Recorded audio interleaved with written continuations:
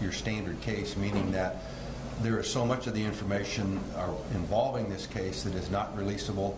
Oddly enough, not now and not in the near term, because we're dealing with, again, minors in this instance, and so their names and specifics surrounding many of the incidents or elements of this case are not releasable now, nor will they be releasable in the future. There's a little bit of a background. This case began with a tip through one of the child abuse hotlines. So in conjunction with state investigators and the Escambia County Sheriff's Office, as well, again, very early on, the State Attorney's Office, as you see Mr. Edens is with me here today, the investigation involved those agencies, Gulf Coast Kids House, and we're where we are today with the arrest of 2 Escambia County officers. Again, I want to caution everyone in rush to judgments on these officers.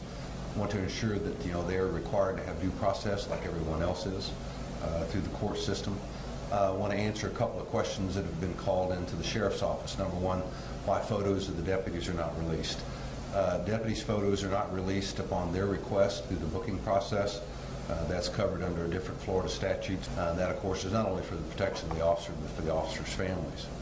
The officers will be placed in a leave without pay status very shortly. Again, there's a process that we have to go through, again, ensuring that the officers' rights are not violated, they're not being treated any differently than any other citizen.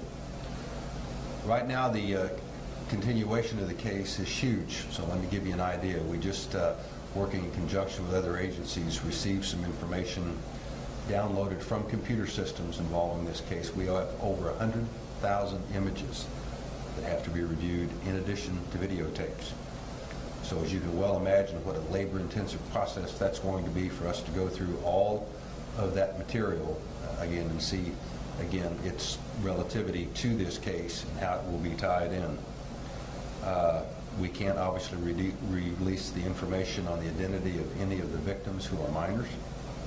And again, this investigation is ongoing. We have been working with the Sheriff's Office since early on in this investigation. I've assigned this matter to a special prosecutor.